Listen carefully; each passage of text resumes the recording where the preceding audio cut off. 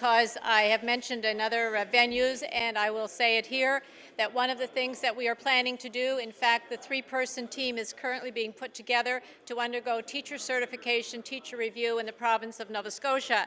I absolutely agree that we should have spaces in the province for our own students to take their own program training here, and based on the need, the supply and demand issue that we currently have, we need those teachers sooner than later.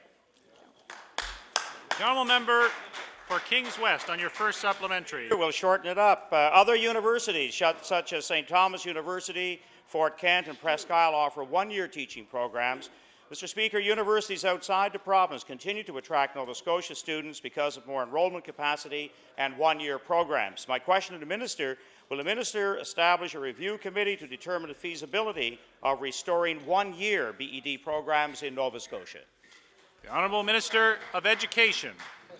Mr. Speaker, I can't predict the outcome of the review, but it certainly will be looking at where education programs are delivered, how they are delivered, in what universities, and what the duration of that training program will be. All of those things are in the terms of reference for that committee, and I would certainly be welcoming the results of that committee, and if we can do a bit of a comprehensive, concentrated program to train teachers, that would certainly be welcome to me. Thank you. The honourable member for Kings West on your final supplementary. Even shorter effort, Mr. Speaker. This government is missing a great opportunity to provide one-year BEd programs in the future, keep the 220 students currently taking their BEd outside Nova Scotia. My question to the Minister: will the Minister implement the recommendations made by the Shapiro report and increase the number of institutions offering BEd programs? The honourable Minister of Education. Mr. Speaker, to the member opposite and to all Order, members please. of the House. Order. The time allotted for question period has expired. Government business. The Honourable Deputy Government House Leader. Thank you, Mr. Speaker. Mr. Speaker, I move you do now leave the chair and the House resolve itself into the Committee of the Whole House and Supply. Motion is for Committee of the Whole House and Supply. Before we move to the Honourable Member for Queens, would you permit an introduction at this time? The Honourable the Premier on an introduction. Thank you very much. Just very quickly, Mr. Speaker, in the East Gallery, we have a friend to everyone in this chamber and former representative for the people in Dartmouth, Portland Valley region, and Dartmouth South, I guess, at that time. I want to welcome Tim Olive, who's very involved as well in the business community over the Dartmouth area. Welcome.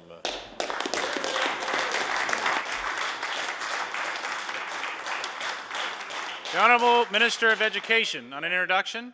Mr. Speaker, if I could, I would draw people's attention to the gallery opposite. I would like to introduce a family friend, Marg Forbes, no stranger to education, member of a school board for a number of years. Marg is here visiting us today. I would like people to welcome her to the House.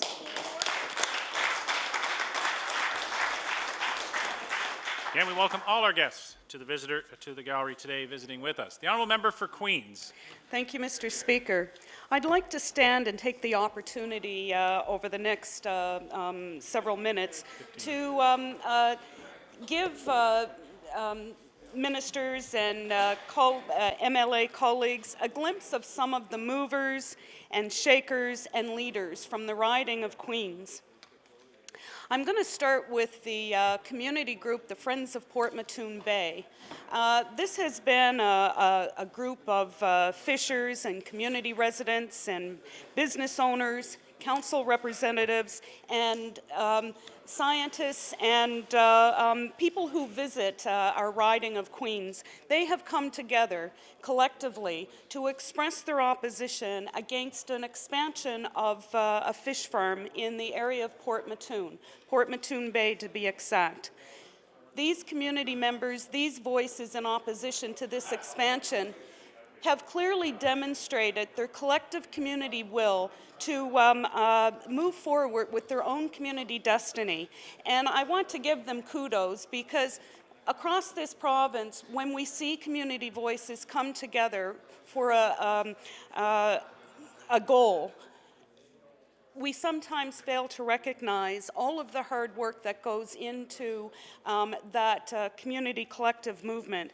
And the Friends of Port Mattoon Bay have certainly been not only doing their homework, but have been educating members of the community on the potential negative impacts that such an expansion will have on our communities. And so they really deserve to be commended for being leaders within their community and demonstrating to the rest of us in Queens and across the province here that with community will and with a community destiny, a want to be part of a community destiny, that action can actually happen. And they have drawn a lot of attention to their cause, and to that they should be commended.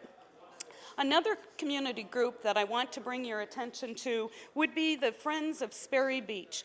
The Friends of Sperry Beach have been working collectively for the last 5 or 6 years now with the Friends of Crescent Beach. And the Friends of Sperry's Beach have been fighting a challenge to reclaim access, traditional access to Sperry's Beach and Petite Riviere.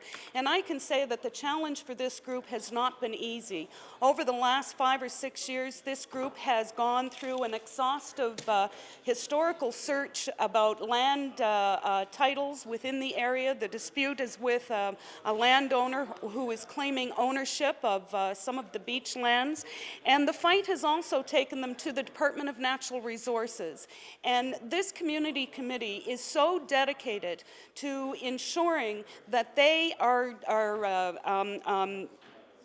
given their rightful access to a traditional piece of water, a traditional beach that has been used by the community and surrounding communities for literally well over 100 years.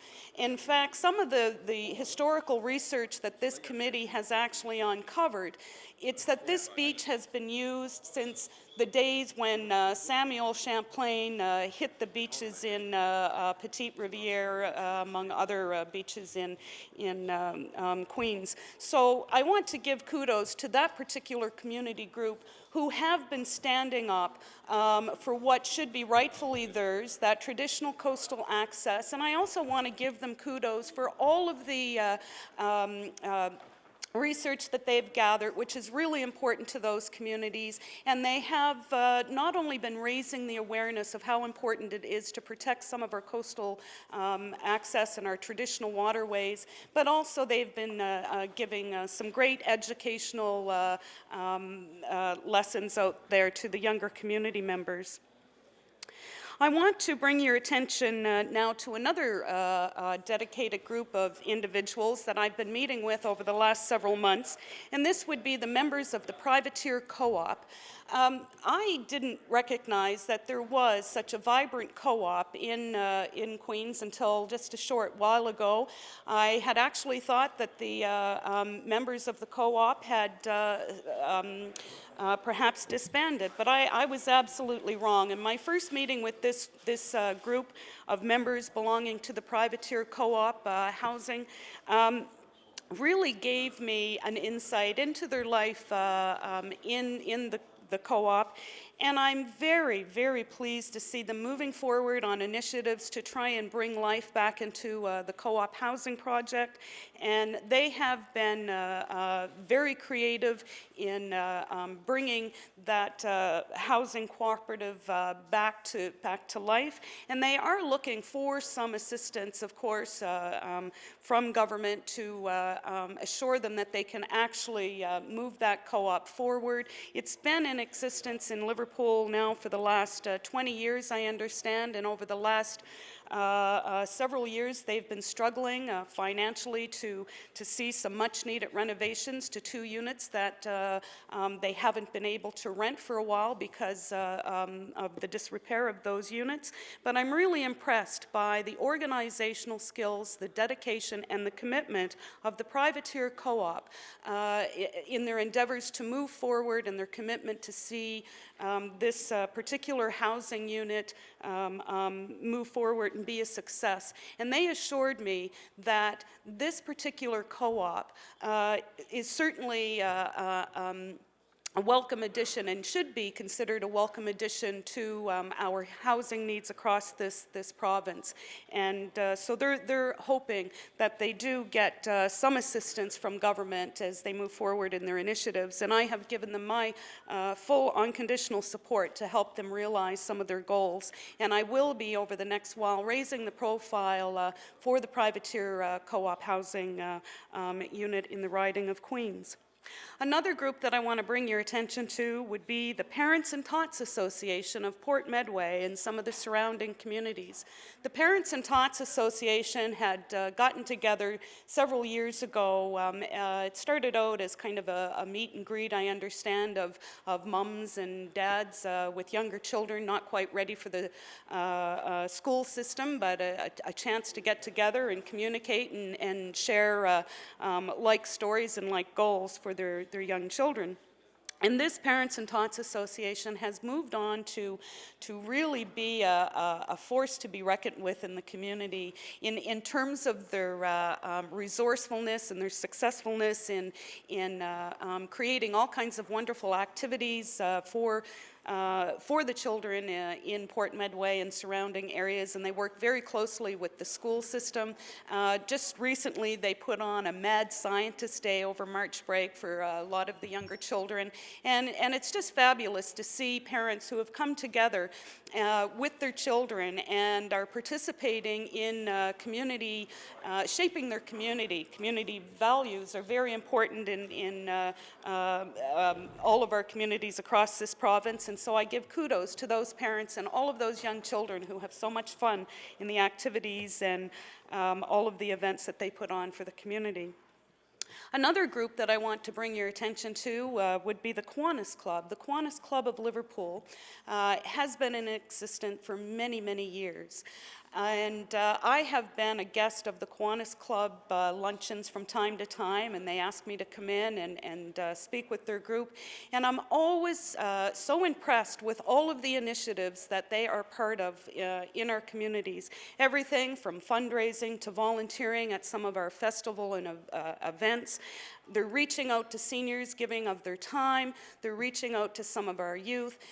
They are consistent in donating the funds that they raise for tirelessly every year, year in and year out. And they really do deserve a lot of kudos. And certainly in my riding, they are absolutely appreciated for all of the hard work and the dedication and the commitment that they demonstrate to our communities. And the Kiwanis have reached out to some of the young people in our schools, and there is now a key club that boasts almost 60 students. And this is a real true initiative when you see members of one group reaching out to students and saying, hey, come on board, we'll show you what you can do to be part of your community in a volunteer capacity, and we'll show you the way. And these 60 students have been so involved in their community activities. I've watched them at different events where, you know, if they're part of a play, they're acting as stage hands, they're out there doing bottle drives, they're helping seniors, they're helping other youth, and they're a very impressive group of students, and I give them a lot of kudos for all of the good work that they're doing. Another really important group of people in my communities, in my riding, would be all of those women who work behind the scenes in the women's auxiliaries. We have women who work with the church auxiliaries. We have women who work with the fire departments in behind the scenes. These women are incredible. They are truly members of our community that have the backbone. They courageously accept all of those jobs that a lot of people will say, nah, don't put me on kitchen duty. And yeah, The women are truly amazing, and I really respect each and every one of them for what they bring to our communities.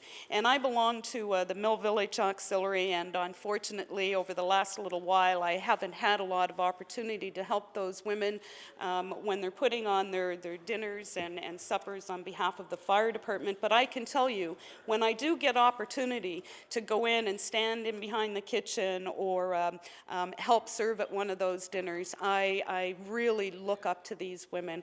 They're a wealth of information and very strong women indeed. The veterans in our community.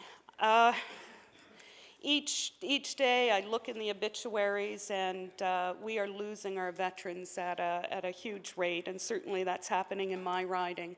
And I just recently became a member of the Legion about 2 years ago, and it's soon time for me to drop into the Legion and say hello to the veterans there. And they're an amazing group of people, and I have the utmost respect for our veterans. And I am also a mom of a daughter in the military and a sister of a brother in the military. And I have been encouraging our Legion members to reach out to young people who are finding themselves serving overseas.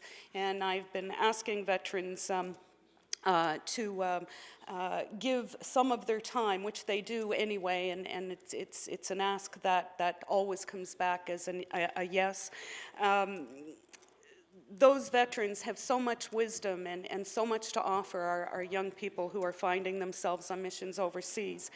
And I just want to commend them, and I will be dropping into my local Legion, the Legion I belong to, hopefully maybe on Saturday. I'll drop in and say hello. Another group of individuals that I need to give kudos to here today in this time period would be the Municipality of Queens. The Municipality of Queens, those councillors who are so dedicated to their districts, and our mayor, who is also very dedicated to the communities in the riding of Queens. And also I want to give kudos to the councillors in the Lunenburg West area of the riding of Queens. And I've just started to get to know the councillors on that side of the riding, and I'm very impressed with their dedication as well. And I've had a chance to watch one of the councillors in action at one of the Lunenburg Council meetings here not long ago, where Councillor Dempsey stood up and supported her community in Petite Riviere and the Friends of the Sperry Beach Committee, and I was so impressed with her ability to handle herself well and really speak on behalf of the residents of Petite and the Sperry Beach Committee, and what she was able to get for that community was a commitment from the Lunenburg municipality to look at keeping a piece of land in the public hands for forever and a day. So kudos to Karen Dempsey. I want to thank you, and I invite you all to come to Queens and give all of my community residents the kudos they deserve. Thank you. The Honourable Member for Preston. Thank you, Mr. Speaker, and it's a pleasure to rise today and talk about an issue that's very near and dear to my heart, as it is to all the people that live outside of the central core of Halifax and Dartmouth in the HRM.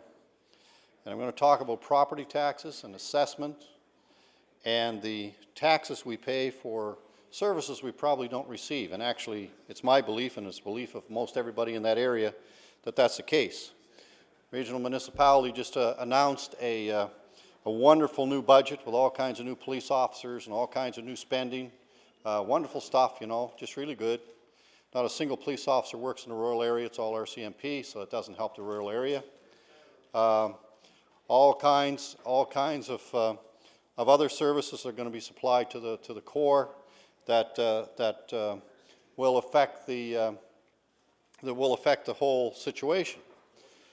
So when you look at it, a property tax assessment increase, which is I can personally attest to. Mine this year went up $110,000, which is roughly $1,500 increase in my property taxes this year. Absolutely no increase in services. And I don't care about my own, but I do care about people in the communities that can't pay their taxes. And that's a real serious issue. On a regular basis now, I have people coming into my office that are indicating they simply cannot pay their property taxes anymore. It's just beyond their capability. They've worked all their lives to get a home and to work at a home and build a home. Most of them build it themselves, and bang, their house is gone. Literally gone because the municipality took it for property taxes.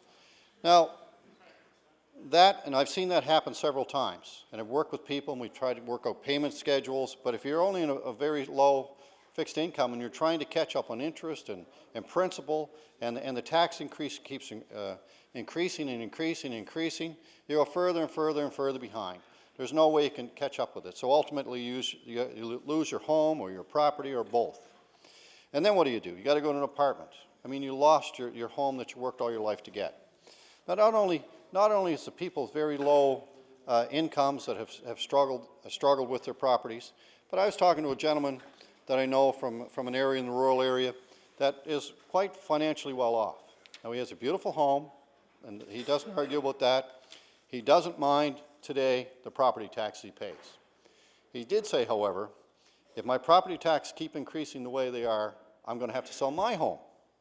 Now, this is a gentleman that makes a very, very, very good income, way above the average in Nova Scotia and probably way above the average in Canada.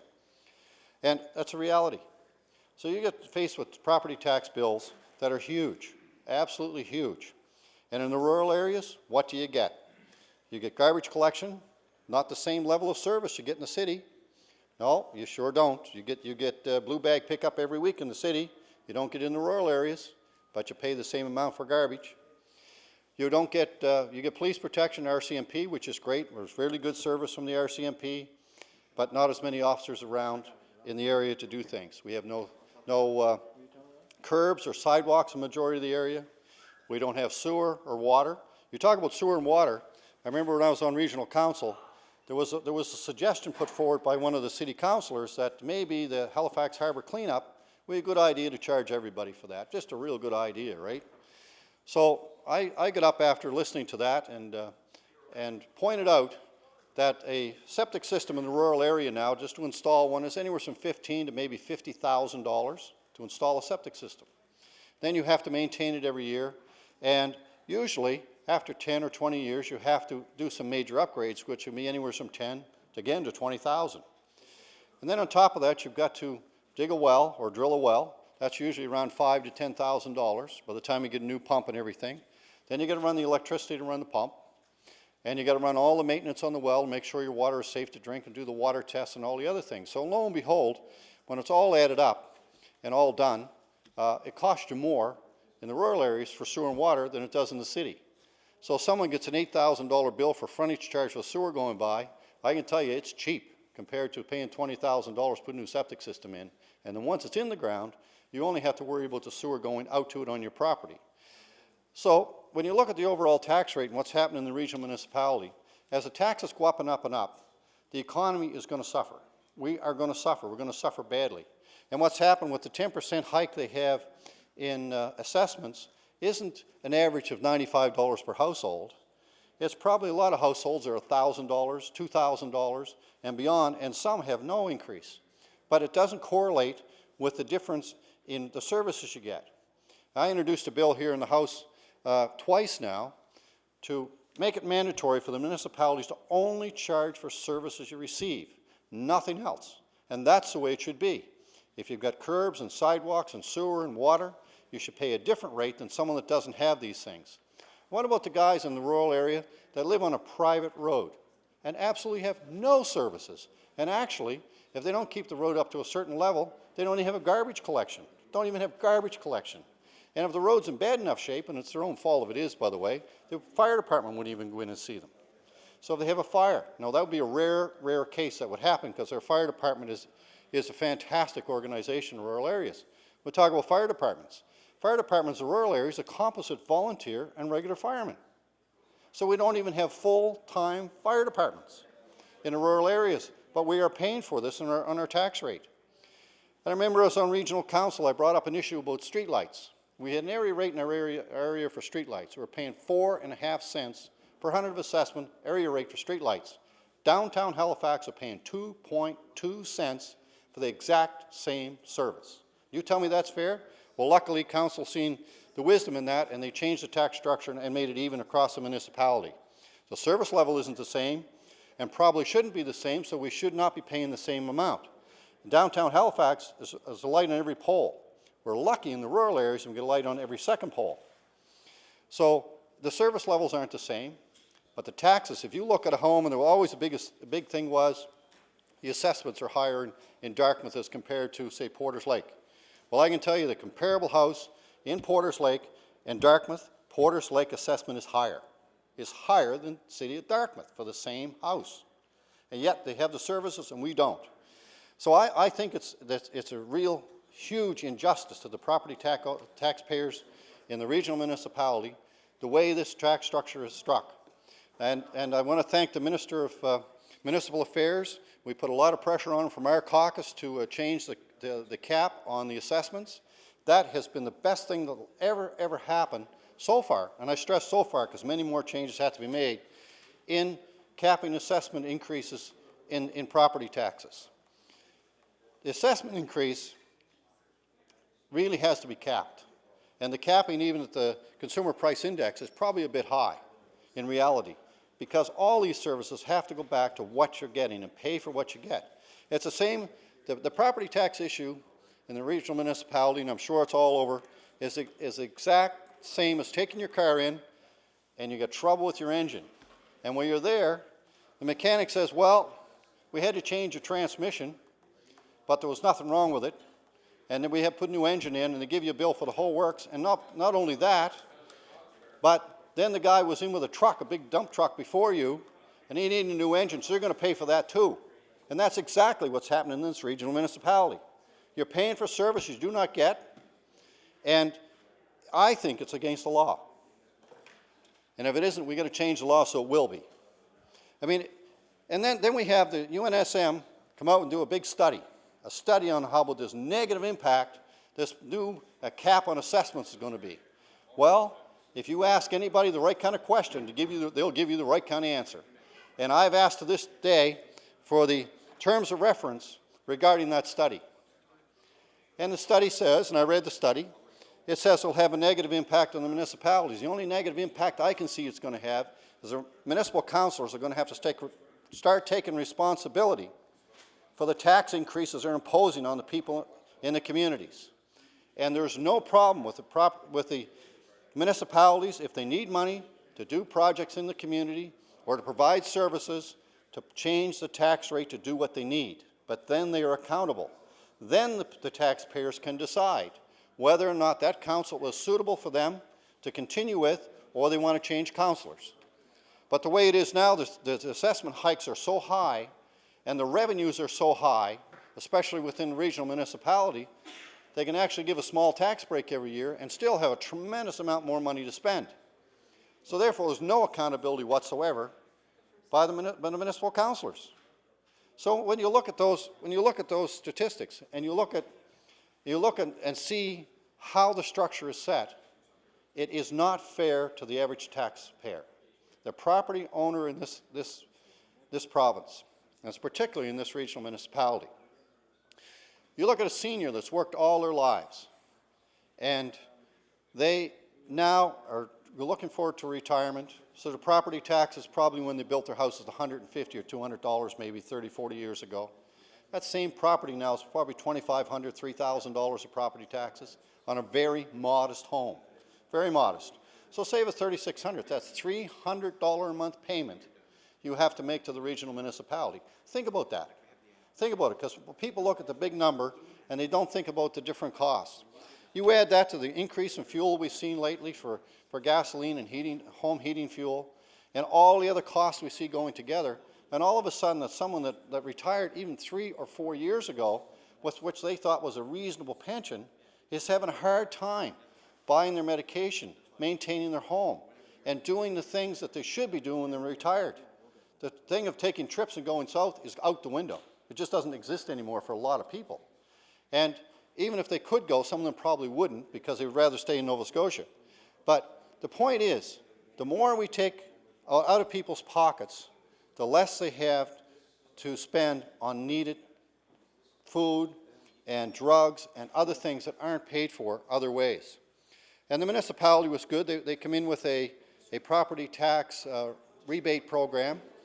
But if you make, I think it's $26,000 now, you can get some money back in your property tax. It's all prorated. I think that's a good program. Hopefully they'll improve that.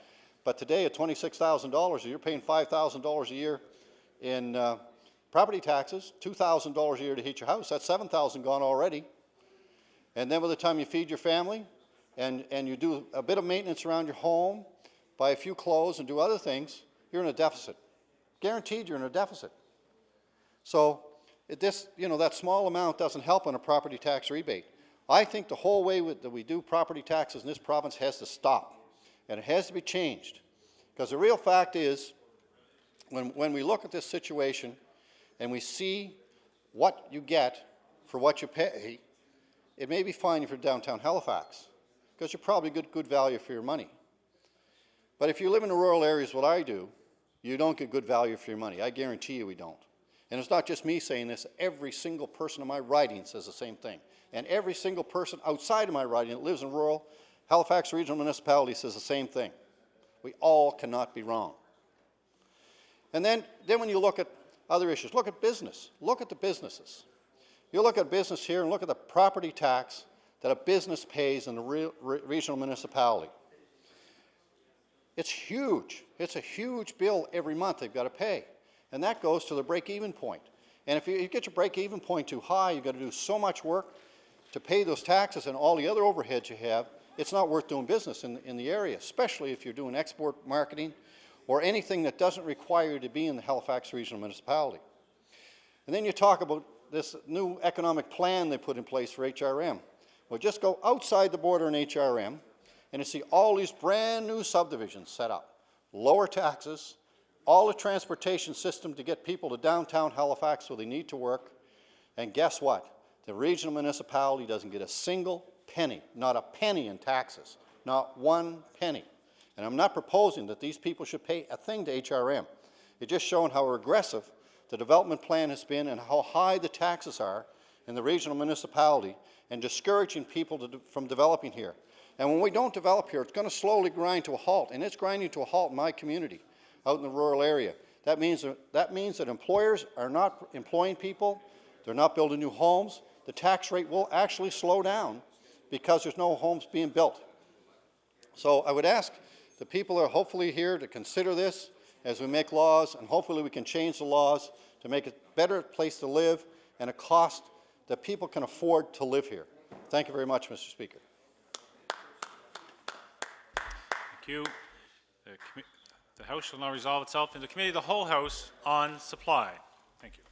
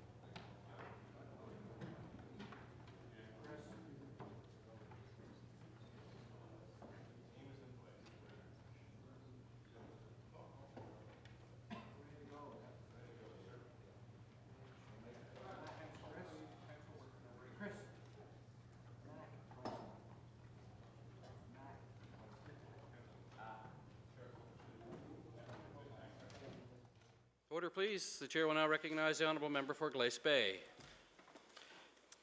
Thank you, Mr. Chair.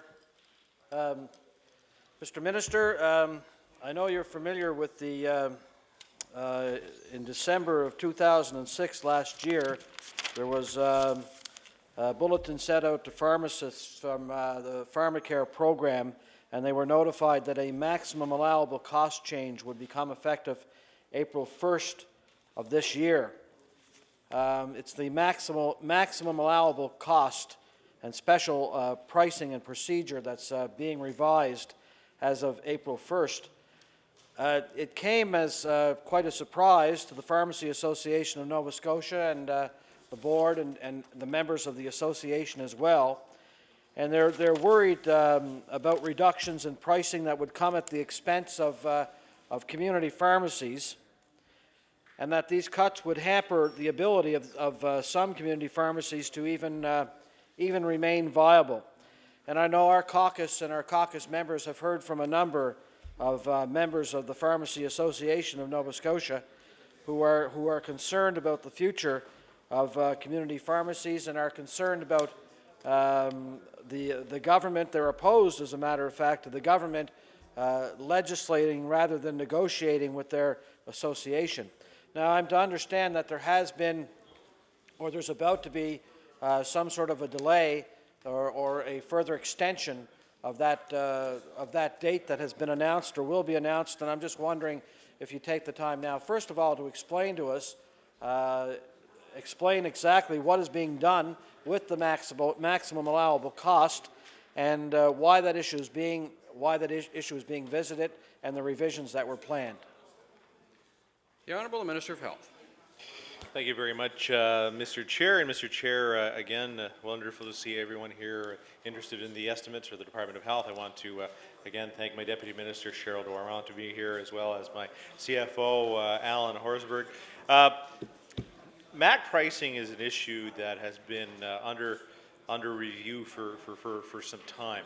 And the member from Glace Bay is quite correct that there was a bulletin that would have been sent out through there's a pharmacy newsletter that would have been sent out a number of months ago, talking about changing the maximum allowable cost for the pricing of pharmaceuticals, and specifically the generic pharmaceuticals that's being purchased through the Nova Scotia Pharmacare program. So the Seniors Pharmacare program at this point, I think, is just the Pharmacare program, or is the Seniors Pharmacare program. It is our estimations, by looking at other jurisdictions that have done some of the same things. In this particular case, we looked at what was happening in Ontario. By looking at the same thing here, we'd look at a savings to the Pharmacare program of somewhere near $2 million.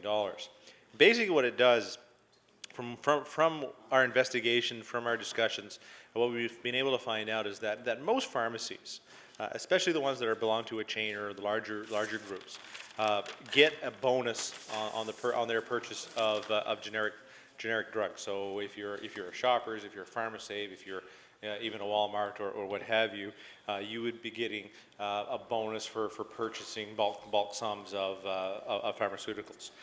So it was our estimation that we could save about $2 million on changing that, because we feel also that through the dispensing fee that pharmacies are being duly compensated for the sale of pharmaceuticals through the Pharmacare program.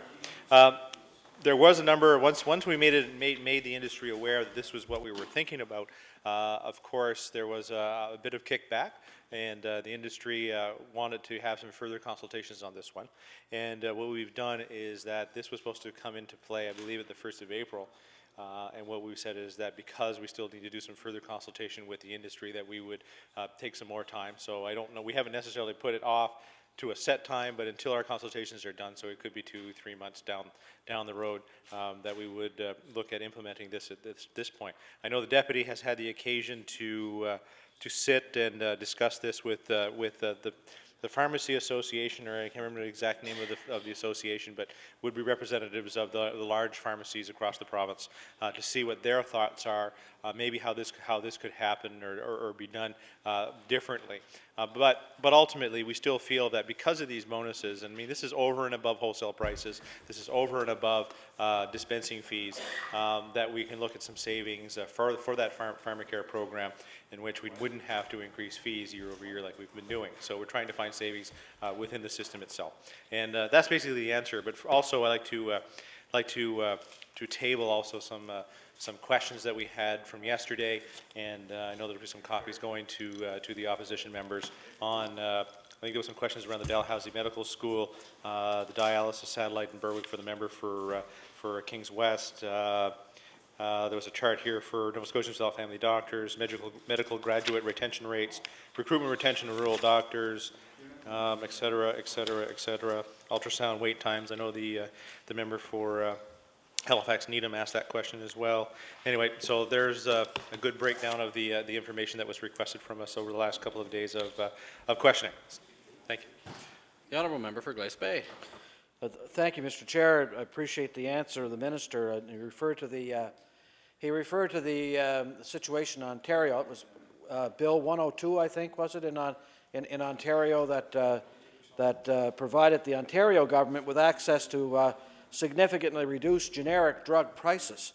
And I understand how you can't ignore those reduced prices, and as a result, you're considering going ahead with this policy change so that you get the same pricing that would be available to residents in Ontario. I understand that, but also it could come, and I think the minister would be is reasonable enough to see that the possibility that could come at the expense of community pharmacies, which are the smaller pharmacies, which are located in rural areas of Nova Scotia. These sometimes are perhaps the only pharmacies that are located in these rural areas in order for them to remain viable.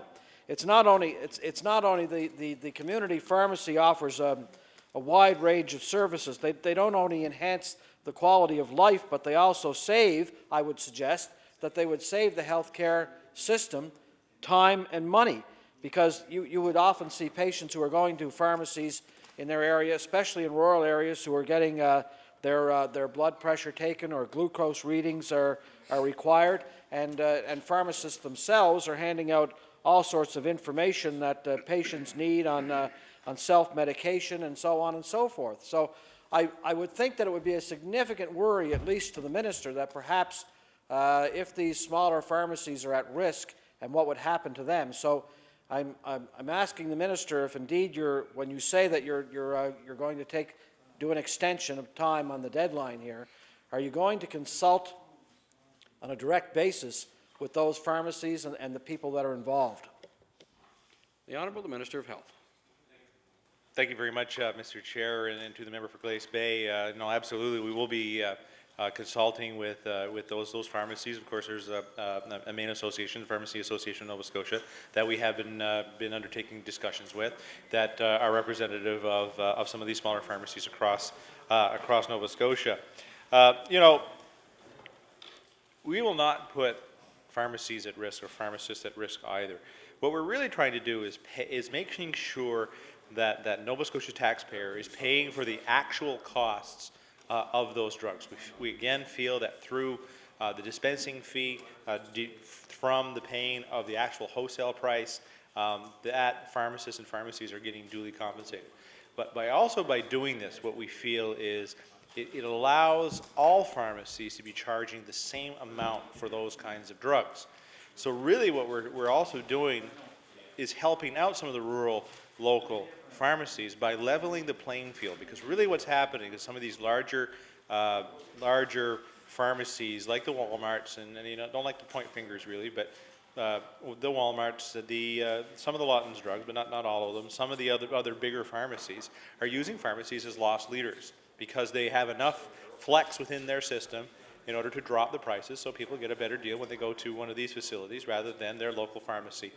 And what we're trying to do is level that playing field so that people can go to the local pharmacies knowing that they are getting the best possible price for their pharmaceuticals. So I think there's sort of a little bit of a give and take here, and we'll continue our discussions with the pharmacies and the Pharmacy Association to make sure that no pharmacist will be at risk. The Honourable Member for Glace Bay. Well, thank you, Mr. Chair. I don't have much time left in my segment, but I did just want to continue along the line of the community pharmacies, because when the minister does talk about those larger pharmacies and so on, we know that it's the smaller pharmacies, the community pharmacies, that are perhaps open more hours and are available, you know, at more appropriate hours to customers and so on. And the services that they're offering, as I mentioned, they don't only save the healthcare system money, but I would submit that it can be argued that they save lives, and they also promote a healthy lifestyle as well.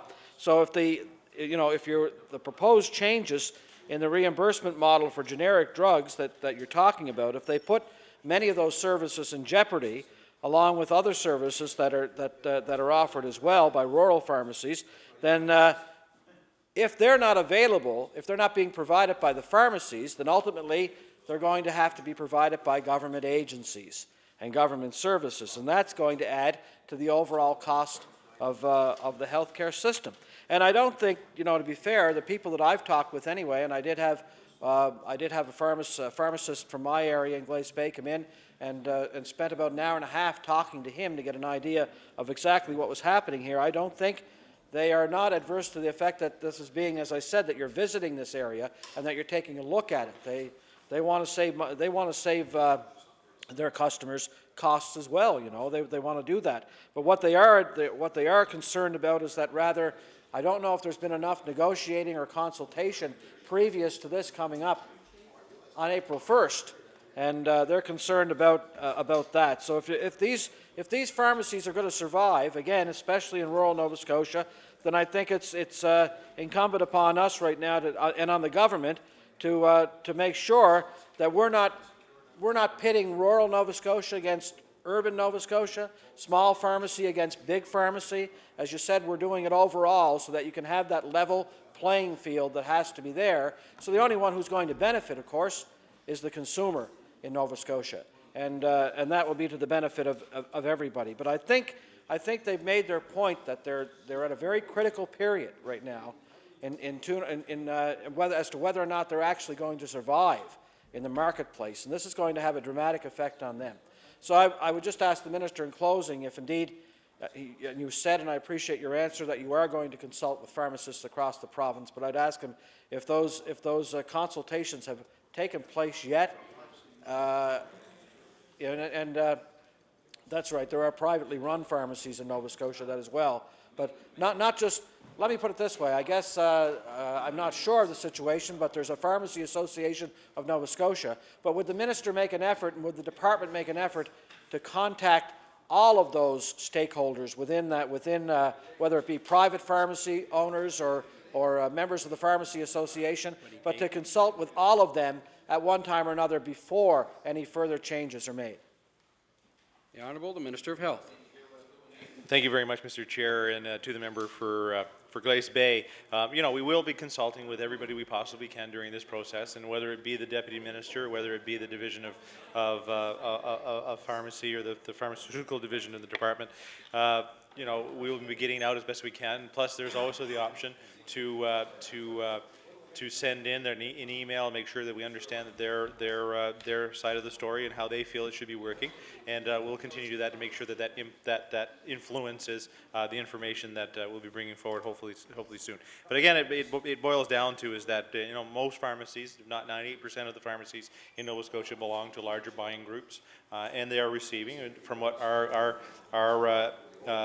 studies look at, is about 30 to 50% bonuses on the purchase of those pharmaceuticals, which is only about a third of the total sales of pharmaceuticals within those pharmacies. So again, we will continue to work with that group and make sure there's a level playing field for all pharmacies in this province. Order. The time has expired for the member of Glace Bay. We'll now recognize the honourable member for Sackville-Cobequid. Thank you, Mr. Chairman, and again, thank you to the Minister and his staff. I just have a few minutes, and then I'll be sharing my time with some of my colleagues to try to get some questions in around more related to constituent issues in their respected areas throughout the province. But I'd like to also first thank, I know that there's 3 members, or the minister has 2 staff here, but I'm sure, as he's well aware, I'd like to thank all those behind the scene who have been involved in this process, especially our researchers also in our caucus office who have worked very hard to try to get some of these issues across, to try to get some clarity. So I want to thank them for that. So I'd like to just start a little bit on the staffing and wages issues around home care.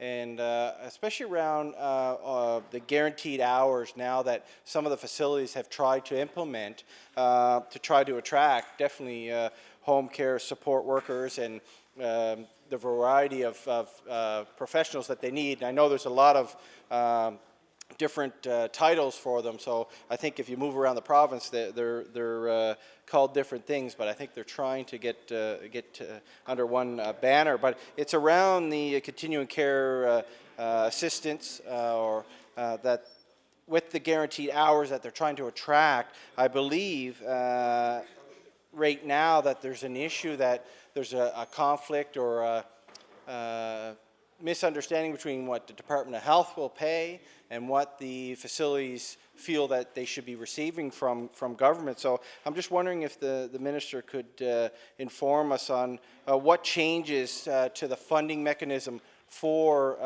facilities in the province around those who are starting this guaranteed hours for their workers. What can we see in changes from your department with the relationship with that issue? The Honourable Minister of Health. Thank you very much, Mr. Chair, and I welcome the member for Sackville-Cobequid for taking the floor once again. And the whole issue of guaranteed hours, especially in the range of home care, has been, I think, it was a great idea because we really want to have top-notch employees being able to provide services to Nova Scotians.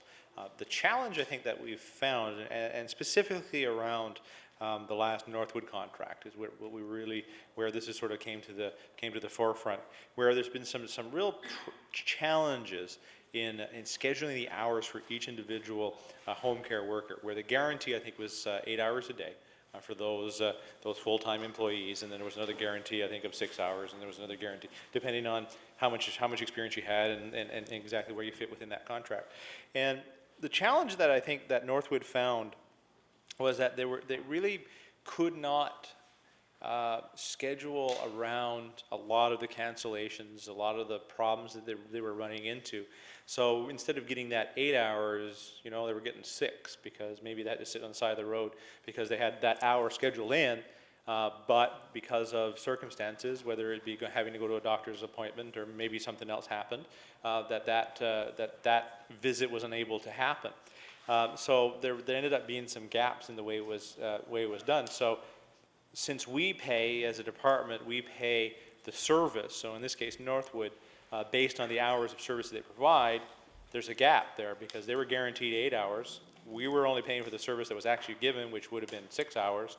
So there's all of a sudden has started to accumulate a number of hours of monies that we have not given them for the service they haven't done.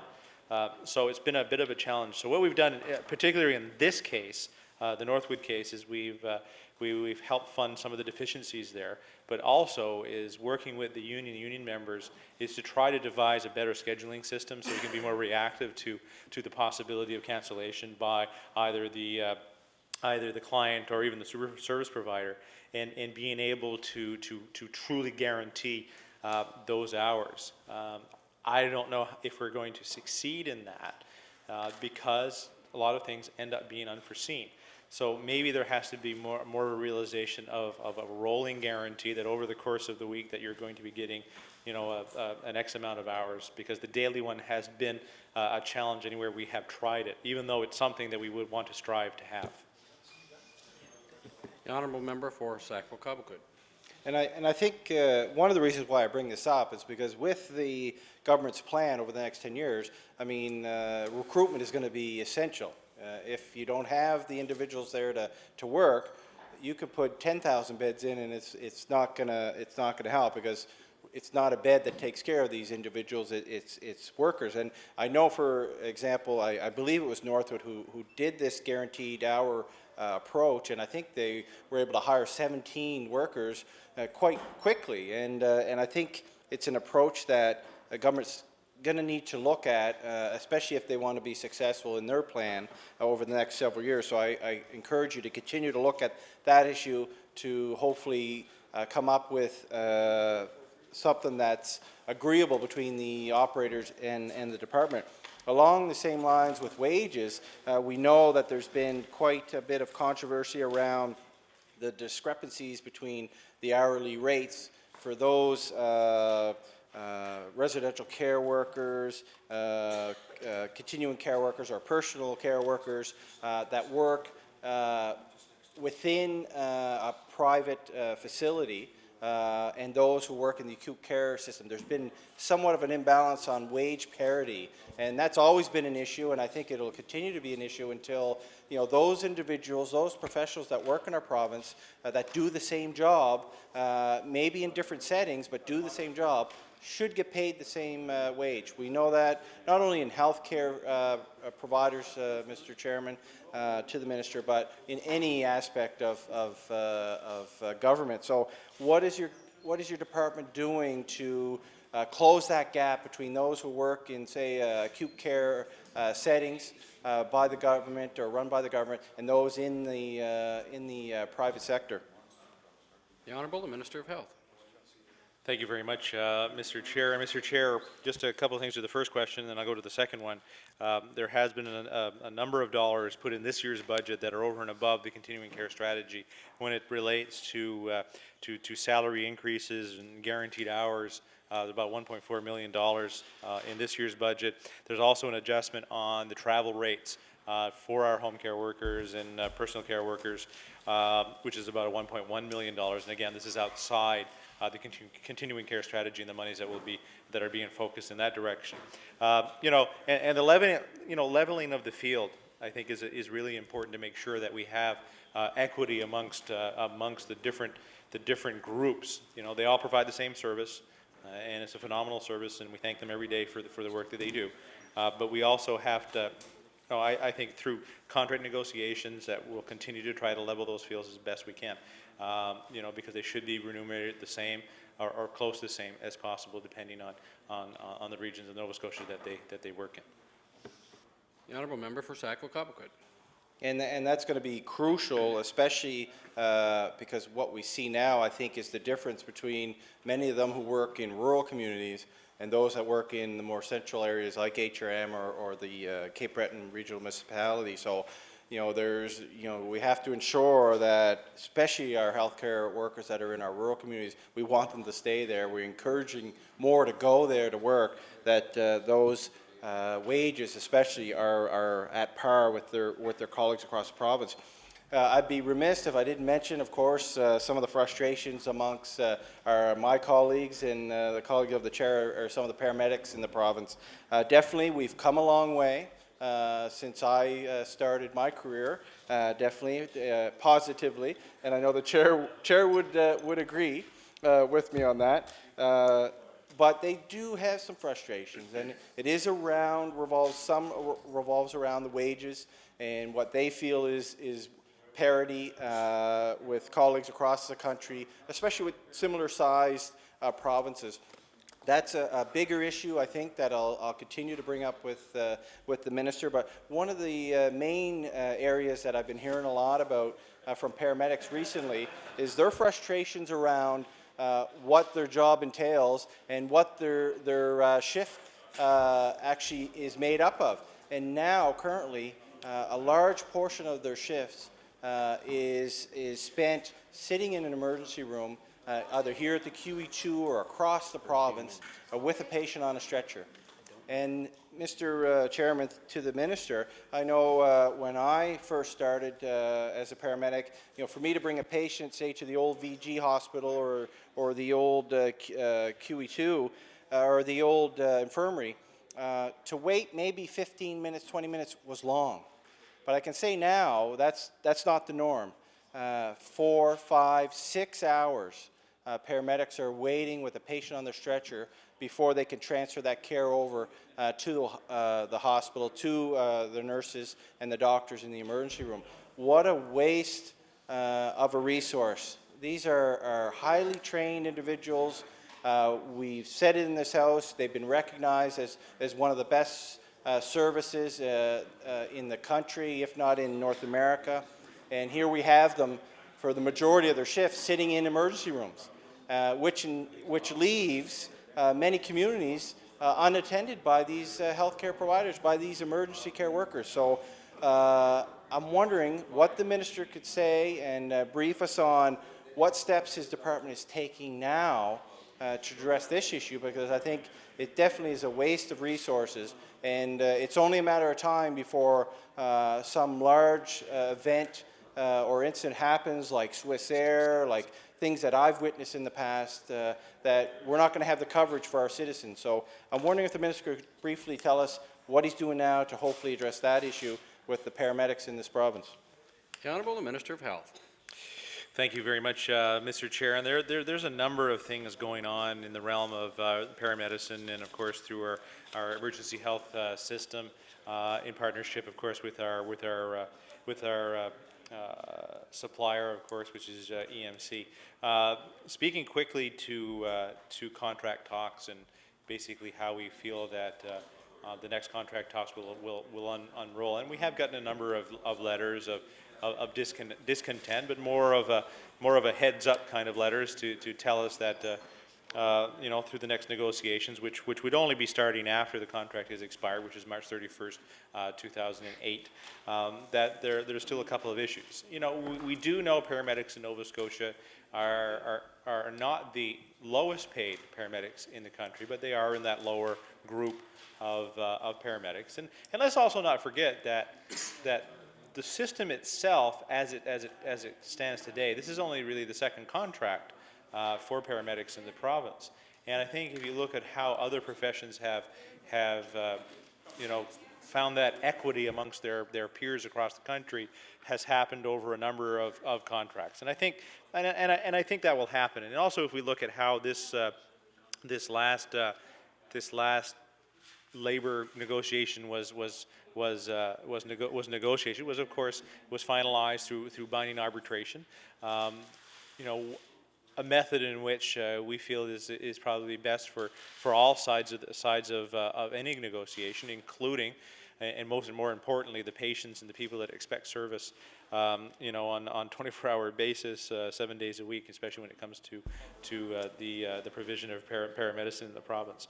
The member from Sackville-Cobequid also mentions the problem of basically you know, bringing patients into emergency rooms and basically having to sit with them for extended periods of time, and in some cases having to sit with 2 or 3 stretchers, you know, as other paramedics have to go off and do work, you know. And I'm sure he was going to get to that issue in a couple of minutes. And really, that's a symptom of a larger problem that we've been trying to work on. And you know, let's not forget of the ER expansion that we're going to be doing at the infirmary site. And there's been a number of things that have been finally accomplished there, and we're still looking forward to the $17.1 million expansion to that facility, which will really take an issue of that space problem we've been having at that ER, and the quantity of people that, of course, that we're seeing on a daily basis there. You know, the ER that's there was never designed to see as many people as it is. So we need to continue with that expansion there. And you know, but again, it's a symptom of a hospital system that is being held up a little bit by the pressures of alternate level of care and seniors not being able to get into long-term care facilities. So on the backside, we're still doing our work and expanding long-term care facilities in the province. And you know, I think over the next couple of years, we'll see some dramatic improvements in the way that patients are handled, and the way, of course, our paramedics have to handle those folks, and are able, of course, to get out and do what exactly we expect them to do, is help people in emergency situations out in our communities. The Honourable Member for Dartmouth South, Portland Valley. Thank you, Mr. Chair. Good afternoon, Mr. Minister. I just want to actually summarize some of the situations that are causing a lot of frustration and crisis in my constituency, and then I'll ask a question. One of the areas of major concern is inadequate home care. And a number of my constituents are finding that, first of all, the home care available is not timely, that patients are being released from hospital, recovering from serious operations, and are being told that their home care support will start in a couple of weeks. And especially if you're bedridden with back operation or something like that, this just isn't good enough. The other concern regarding home care is the lack of full entitlement, and I suspect this is a staffing problem. But I have some constituents who are eligible for, 28 hours a week and are possibly getting 7. And they need more. And so family and friends and neighbors are having to fill in. And this just isn't suitable or appropriate. The other thing is that many of my constituents just require help getting up in the morning and what I believe is called tuck-in at night. And because I believe staffing shortage is the problem, some of these families are being approached and asked if the client can actually go to bed just after supper in order to accommodate the workload of the home care worker. And this isn't appropriate. I mean, someone who is bedridden and is in bed 12 hours a night as it is, doesn't need to be in bed extra time. And the lack of respite. So I just want to mention that those are some of the major concerns regarding home care. One other area is concern about youth mental health services. And I will ask the minister, has the department given any thought or consideration to actually having care coordinators to coordinate the appointments and necessary services that youth in crisis require, especially when they're trying to access mental health services? The Honourable Minister of Health.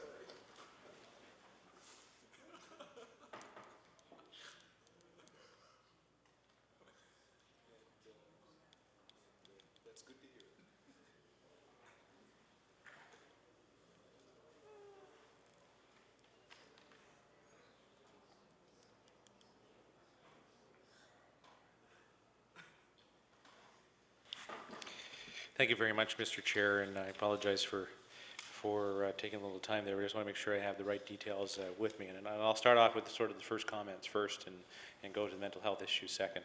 And of course, around the inadequacy of home care, I mean, we do have some deficiencies, especially in capital, where right now the number of clients waiting on the list are, as of February 2007, at about 110 individuals. But we also know that especially when we're talking about people going home too early and things like that, I think we're still doing a relatively good job of sending people home at the right amount of time and trying to adhere to very specific discharge guidelines. And there's actually it's a national standard of how patients are discharged from acute care settings after surgeries and those types of things. And I know that this year we've had the opportunity to invest another $9.6 million for increased utilization in home care. And I'm not too sure on my FTEs exactly where we are for Dartmouth, or at least for capital, of how we're doing there. Maybe I'll try to provide some of that information later on as well. And we'll dig up. So I'll go to the second answer to the second question. When it comes to see, sometimes they're effective here. That's great. If we look at gotta read it down. Inverness, Northside, New Water, Cape Breton, City. I'm guessing City. City. Yeah. City and Northwood. So we should put those two together. Administration, service delivery, 87. I have no idea what all that means. I'll get that to you after. Okay, mental health. If we go to care coordinators, which is something that we have put some crisis teams in place, and I'm just trying to think where our crisis teams are doing in capital, of course, working in conjunction with the IWK. families are told, on that wait list, are told that the 24/7 crisis teams, they're given information about appropriate community resources and given numbers to call if anything changes. So especially those people that will not be placed in one of our facilities or in a facility with another one of our departments.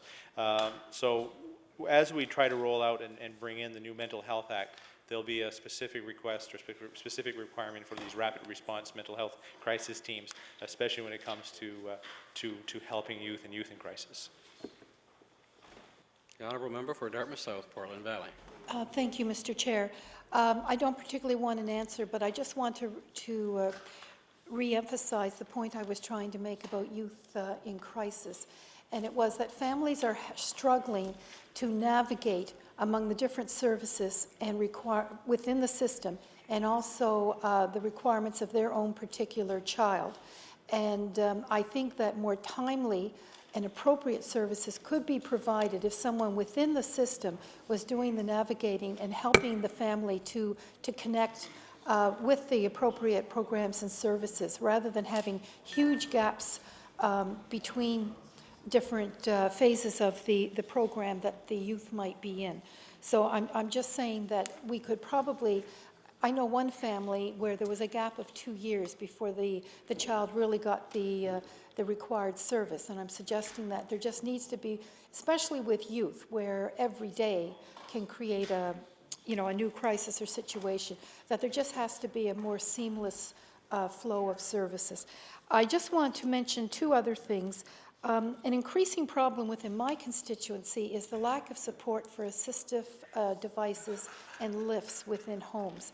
And it strikes me that a family trying to keep a loved one within the home setting is a much more cost-effective way for the government of providing the necessary level of care. And sometimes those families require assistance, financial assistance, to have the appropriate technology or assistive devices within the home to allow them to do that. So I think that needs to be another priority. But to get to my real question, Mr. Minister, I'm confused about how your continuing care strategy is going to impact on Dartmouth. I've checked the website, and I guess I want to ask through the chairman, how many additional nursing home beds will be available within the former city of Dartmouth, and when? The Honourable Minister of Health. Thank you very much, Mr. Chair, and to the member for Dartmouth, South, Portland, Valley. There we go. We keep adding words to some of these districts, and it's always hard to keep track of them. Okay, well, going to the first point, which we really rolls around to assistive devices in community, where there is the loan program right now that we have on assistive devices in long-term care or in nursing homes. We're going to be extending that for usage in the community that will be administered through Red Cross. So we are trying to make strides of getting lifts and those other assistive devices so people can, of course, stay in their homes that much longer. There's also the home maintenance program, which we are now investing $3 million in, and I think that's something we'll be sharing some administrative pieces with community services as well. As for the beds in Dartmouth, I would probably have to get exactly that number for you, of course, through the RFP process that will be coming out next week. We'll be more specific in exactly the locations and the areas. And there's also some issues around some of the existing facilities which we're asking for the splitting of the beds. So where you'd have a larger facility, we're saying maybe 2. And I know that there's been some proposals that have come to us that's talking about taking and splitting and putting them in 2 different locations, and a couple of them actually being Dartmouth, Cole Harbour, and those areas.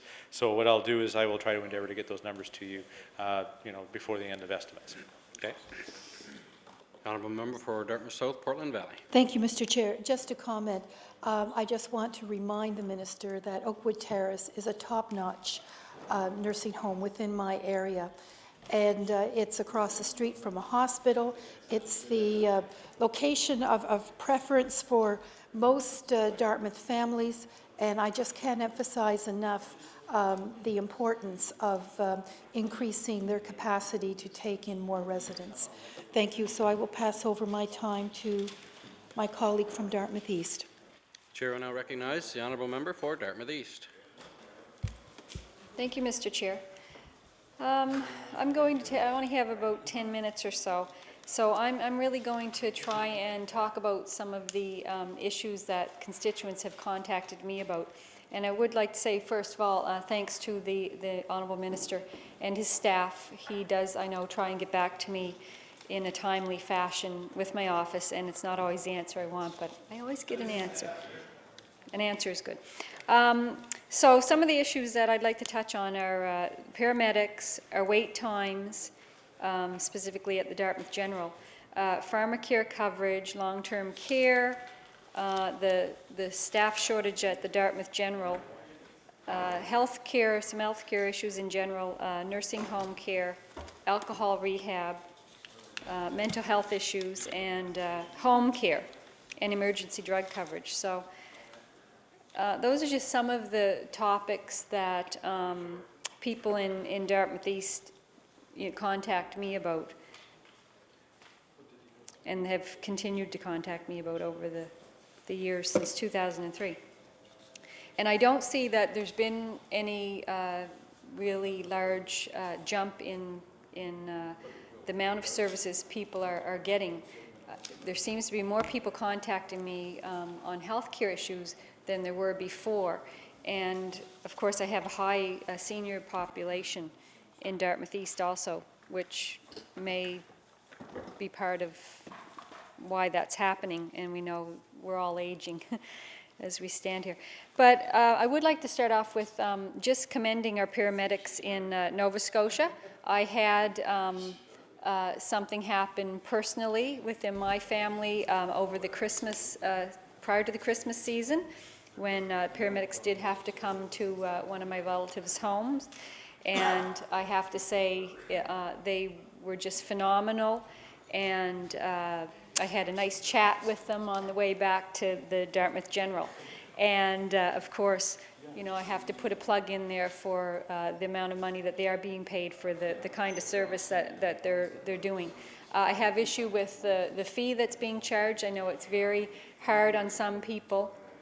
And not, you know, if you're on community services, I understand that sometimes that would be covered through community services, but people that aren't on community services, I often wonder if that would affect them even calling for an ambulance if they don't have that $120. So, and also when I did go through that process, we did spend some time in the hallway at the Dartmouth General, and of course that's an issue with the paramedics having to hang around there while that ambulance sits in the parking lot, literally, so it can't make a call to somebody else that may be in need. So that's some of the issues there, but I would like to say thank you to all those that did help that evening. Wait times are something that seem to be, I find just is something that runs through the course of every healthcare issue that I seem to deal with. And specifically, I've got 3 constituents now that are waiting for knee surgery. And, you know, I get the 3 of them mixed up because there's so many similarities between the three cases. And, you know, some of them have been bumped. And the last one I heard was they had heard from, I guess, Capital Health or somewhere that some doctors had maybe left the province. They weren't quite sure what was going on, but their knee surgery was now bumped again. And people that are seniors that are in retirement and are hoping to enjoy, you know, their life of retirement, maybe get out and golf once in a while, or just to get around their own home, are really finding this a real problem. When you've got to wait 1.5 years to get in for knee surgery. And so, you know, our people need their mobility. Sometimes they need to get back to work. Not everybody that's going in for knee surgery is a senior. There are younger people going in for knee surgeries. So that's an issue. Pharmacare cover, I have to say a big thank you to one of my constituents, Rob McLeod, who collected over, I think, 800 signatures on a pharmacare petition. A lot of seniors in my area are upset with the co-pays continuing to go up, and they're finding that's just a hardship. It's very expensive. 2 people on the program, it's going to cost you $800 a year. seniors' incomes aren't going up, yet all of these costs to our seniors are going up. And it is a hardship, I do believe. Every cent counts when you're on a budget that's, you know, the cost of food, the cost of rent and heat are rising, and your income isn't. So that is one of the problems that we do face. So we'd like to see a lower copay on the pharmacare in Nova Scotia. And another issue that I see a lot is long-term care. And I will get relatives of people that have, well, that their loved ones are in a long-term care facility.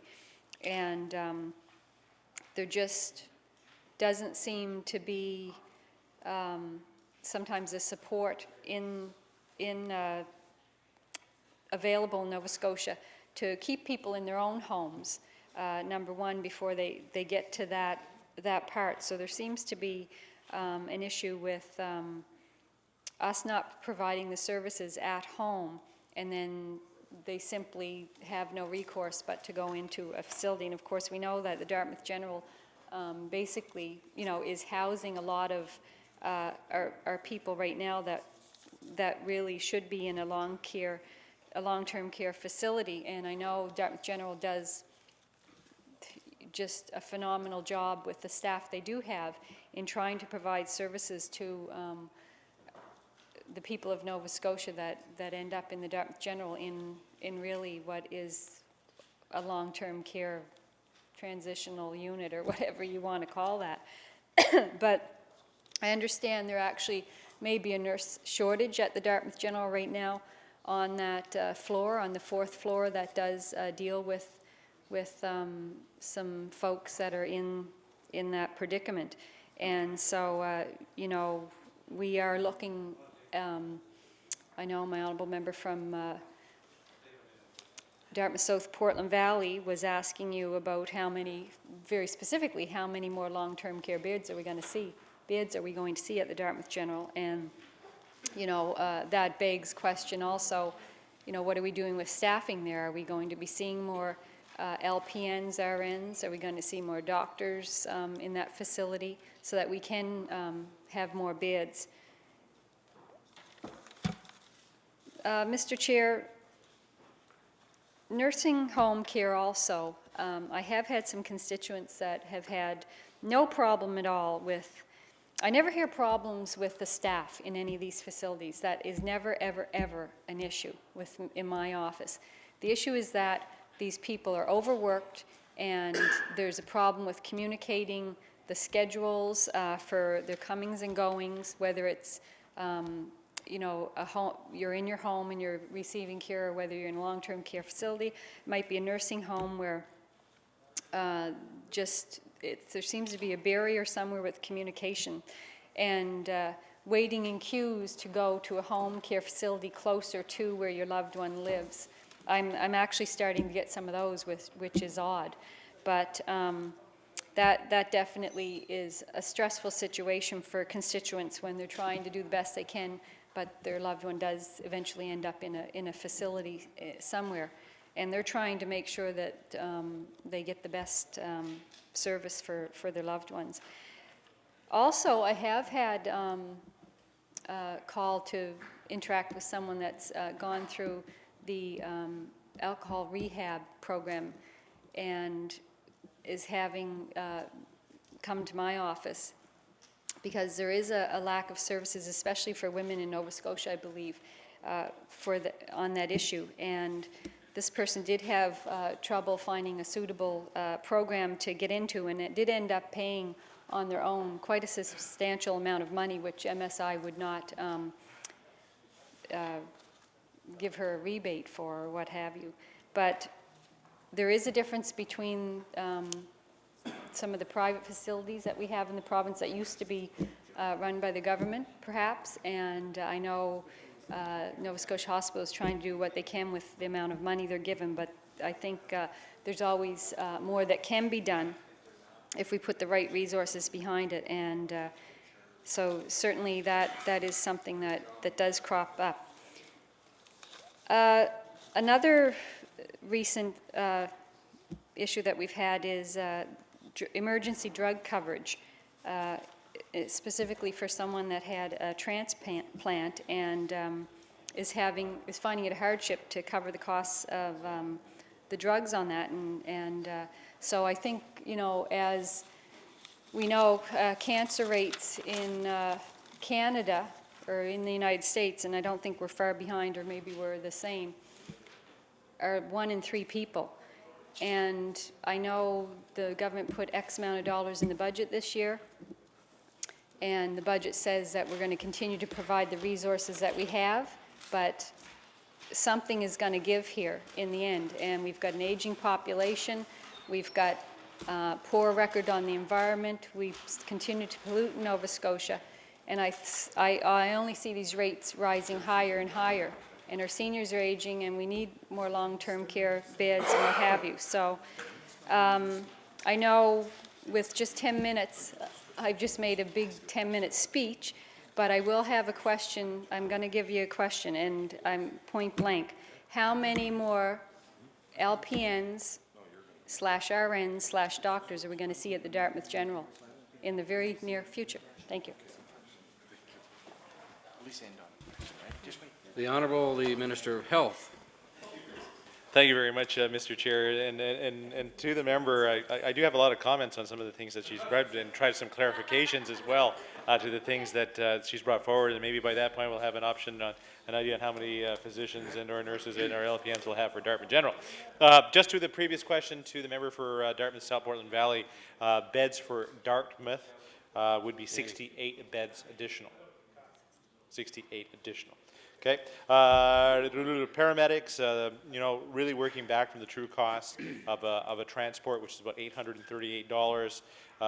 You know, I think the $128.16 is, I think, a bargain, plus the issue of working with some low-income Nova Scotians and the financial hardship monies we put aside. We put aside $432,000 for financial hardship for those individuals who are just not able to pay for that ride as well. Wait time wise, we talk about the lack of specialists, of course, within our district. Capital District was able to recruit 38 new specialists in this year alone, which I think will bode well to wait times in a variety of different areas. The issue of pharmacare, which is an ongoing challenge. Also trying to find savings through maximum allowable cost pricing, as we talked about with the member for Glace Bay. Of course, but also trying to put some predictability into that program as well, where we're you know, attaching this to a true ratio of 75-25. You know, any increase is not wanted, but we need to also have a program that's sustainable as well. Long-term care, you know, we talked about a couple of issues in regards to that. Of course, 68 beds going to Dartmouth. When it comes to long-term care, though, we have some very interim strategies in order to help some of the bed placements and then help some of the emergency rooms pressures that we have as well. We just got confirmation that we'll be opening up 31 beds at Melville Gardens. Most of that contract is complete, so we'll have 31 people being able to be seen in the correct type of facility. We also have Northwood, who will have 40 beds available for our Nova Scotians sometimes in August, and we just recently put out an order for 50 beds within the DHA. So we'll be making some good moves there to help. Of course, it's not the full 832 beds, but I think it's trying to take some pressure off the system as we see it today. The nursing home care, yes, we agree that a lot of these individuals are overworked, and we do need to have more of these professionals to work in our facilities, and we'll continue to work with NSCC and of course through our RN training programs and our LPN training programs to try to get more and more people. The alcohol rehab stuff, I'm not too certain on. I'll have to get back to the member on that one. There has been some additional dollars into that, but there you go. And I'll try to get that information to her. The transplant drugs, we were talking about making sure that we have the right drugs for those individuals. There has been an added $5 million in the program this year as well. And then we still don't have the breakdown of how many specialists for Dartmouth General, but I will endeavor to have that information for the member as soon as I can. We'd have to communicate that, of course, with Capital Health to see what their plans are for that site. Chair will now recognize the honourable member for Halifax Citadel. Thank you, Mr. Chair. I'd like to start with a general question, more of a political science question, and maybe go out to more specific ones. I want to ask the minister to tell us how he defines himself in terms of ministerial responsibility, in terms of things he feels responsible for and things he's not responsible for, things that he can be held accountable for or not be held accountable for. Does he have a general sense of his responsibility? The Honourable the Minister of Health.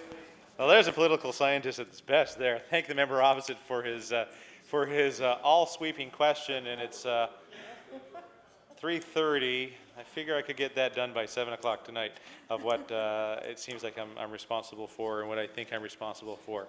And really, in structure, you know, it's difficult to say where the minister fits in this pyramid of patient care. You know, because we really work on a backward pyramid where, you know, at the top of the pyramid is the patient, and then all the people that fit into helping out and how the care works all fits down there. So exactly where the Minister of Health fits, I'm not too sure sometimes. But our responsibility, I feel, is ensuring that every Nova Scotian receives equitable care, and especially when it comes to the issue of emergency care and safe care. And I think that's where sort of the buck stops in making sure from our offices to make sure that the correct procedures and policies and systems and legislations are in place to ensure that to happen. And on the backside of what we're talking about here today, of course, which is the budget of the department, to make sure that we have the right types of funding in place as well. You know, we have to ensure that that we have the programs and the funding and the correct monitoring and the quality evaluation that those kinds of things happen. And those are the things that I think the Minister of Health is truly responsible for. You know, I think there's a day where I'd like to be out with a paramedic and doing work there, but I think the things that we do at the department are very important, and those are the things that I'm responsible for. The honourable member for Halifax Citadel. Thank you. Let me ask then about the Capital District Health Authority and ministerial responsibility. Specifically, I wanted to ask you about the Horn case, follow up on a case we talked about earlier today, where you really appeared to be denying any responsibility for what's going on there. I wanted to know, do you know how much is being spent on this case? The Honourable the Minister of Health.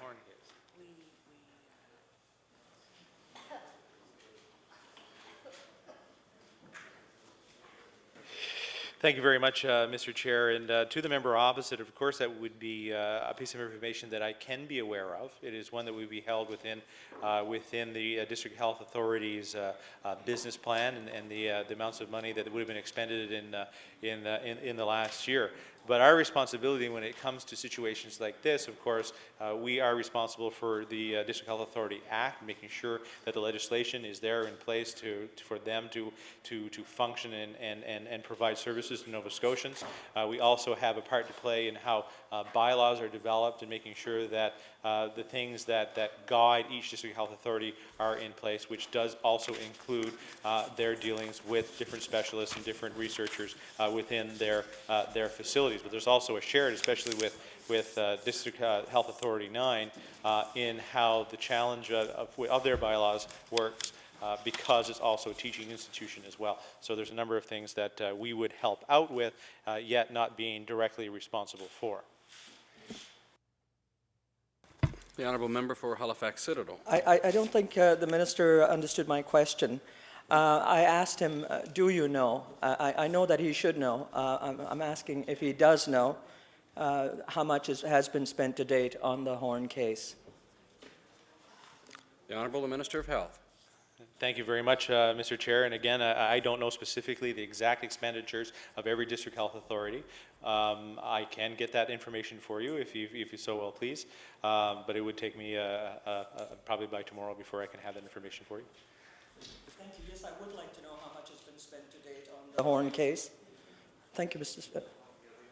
Oh, sorry. Thank you, Mr. Chair. Yes, I would like to know, and I appreciate the minister offering it, because I think it is important for this House, especially when talking about the estimates, to know how our money is being spent, especially scarce healthcare dollars.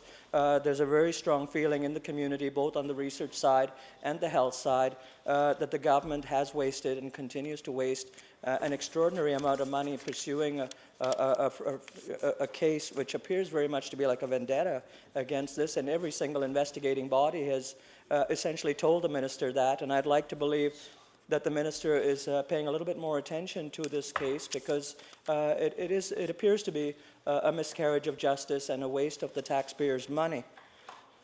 I wanted to ask you also about the McAvoy case and the Nunn inquiry. More specifically, a letter written by the Halifax Peninsula Community Health Board, and a number of other agencies as well. The Peninsula Community Health Board, describes itself as the eyes and ears and voice of the community, and they've done quite an extensive consultation. And one of the conclusions they've reached, and these conclusions support the Nunn inquiry, is that we really do need to establish a diversion program. We need to get into a prevention program. We need to cut off the supply of criminal behavior and to support youth at risk and their parents. And specific to that, the Nunn inquiry made a number of very good recommendations. And let me specifically go through some of them. One of them is the need to develop a public, comprehensive, and collaborative interdepartmental strategy to coordinate provincial programs, services, and support for youth at risk.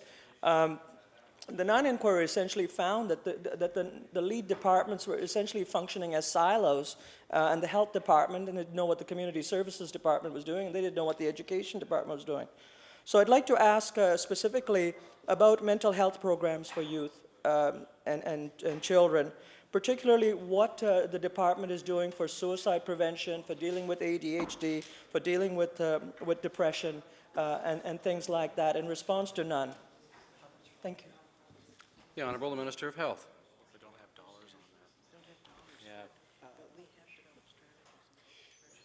Thank you very much. I know there's a number of strategies on depression and, of course, some strategies on suicide that have been developed over the last number of years within the Department of Health.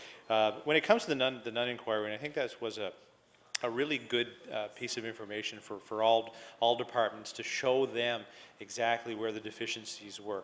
And I think with the collaborative approach that we have going now with community services, justice, health promotion and protection, I think there's now been a sort of a recognition that we cannot work in silos when it comes to youth justice issues, which will lead towards the development of that youth strategy to have a better coordination for all services that youth at risk will be able to receive.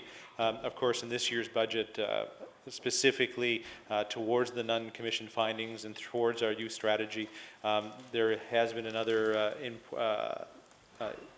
addition of funding for the Youth Attendance Center, which we're partnering with Justice, of $208,000, also through court-ordered assessments through the IWK, which is another $461,000 invested, and we'll continue to work and work hand in hand with the departments required, and looking forward to that youth strategy that will be available for all individuals in need of that help. But going back also to the issues brought forward by the member in regards to the way that the district health authorities are governed and how they are run.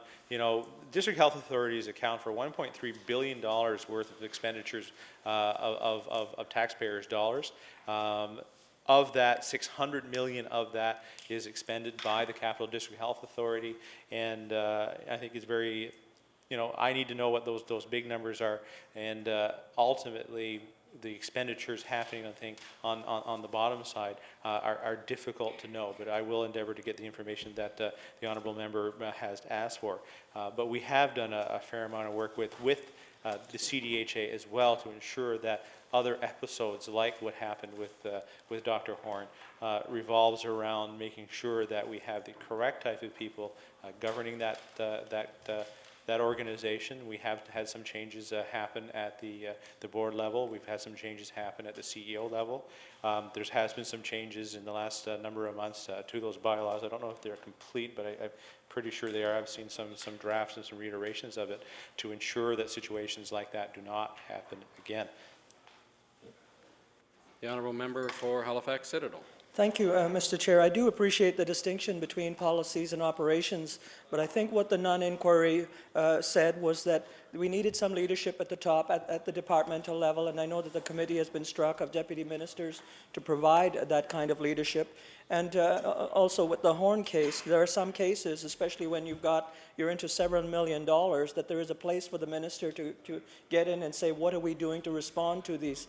I appreciate very much the minister and the government's response to none. I mean, essentially, the government adopted all of the 34 recommendations and said it would follow up on that. So I don't expect that you will have already done so. I'm just asking what type of leadership you're taking at the policy level to make sure that, essentially what Nunn said, that we need to move to cut off the supply of criminals, if you can describe them as such, and the best way to do that is to provide for mental health programs, drug addiction prevention strategies and things like that, and those come within the mandate of the Department of Health. One suggestion that wasn't mentioned in none, but sounds like it was implied in none, and that was the question of a navigator system for youth at risk and parents of youth at risk. The non-inquiry, essentially, and if I could find that quote, I would read it, but there's this is what Merlin Nunn said about the case. He said, Archie Billard was an individual with his own concerns, feelings, challenges, and background. The justice system's responses to him when he committed his crimes in 2004 can be understood only by looking beyond his charges to the person behind the charges. What led him to be joyriding in a stolen car, high on drugs, at the intersection of Connaught Avenue and Armand Street in October? His journey to that intersection did not begin on the morning of October 14th, or even with his release from custody on October 12th. His journey went through his difficult schooling and aborted education, past his strained interactions with his family and peers, and appeared to bypass the myriad supports offered to him by agencies and services of our province. He lacked any map to his journey, and all of this led to his wrong turn into crime. So my question is there any way of helping youth at risk and families of these youths at risk to help them navigate their way through the system? And is the department contemplating anything of that scale? The Honourable, the Minister of Health. Thank you very much. And even before the Nunn inquiry, I think a lot of departments and divisions realized that there was not enough being done, especially in the coordination of services and making sure that families and youth know how to navigate that system, which is why there is a youth strategy within the department of how we're going to be dealing with this, as well as putting in place those rapid crisis response teams that help families and youth get through this system. And ultimately, all through this issue, my compliments go to the McAvoy family for the faith that they've put into the system and trying to correct itself and making sure that there's positive results out of such a tragic loss. And and I do enjoy sitting down with my colleagues and talking about this stuff, because I know that it's probably the first time in a long time that this type of dialogue has been going on amongst the partners of health and community services and justice and HPP. So it's a lot less on that silo issue, but working towards that common goal and what I feel is important, which is patient first, but in this case it's youth first, making sure that person that you're trying to help is at the top of that pyramid.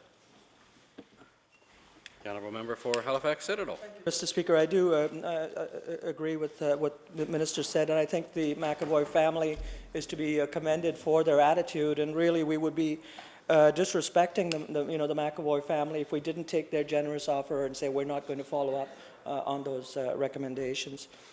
I have my last set of questions revolving around research. A letter from the doctors and a doctors' organization here in my constituency says only 1/10 of 1% of our provincial health budget is spent on clinical research. As you know, clinical research is important. It has a huge role to play in the prevention and early detection and the assessment of medication, finding the more effective treatments, and, in terms of the prevention of disease as well, which I know is a priority of the department. And my question is there a strategy within the department? Is there a general sense of the department or how you allocate money to research and other programs? The Honourable Minister of Health.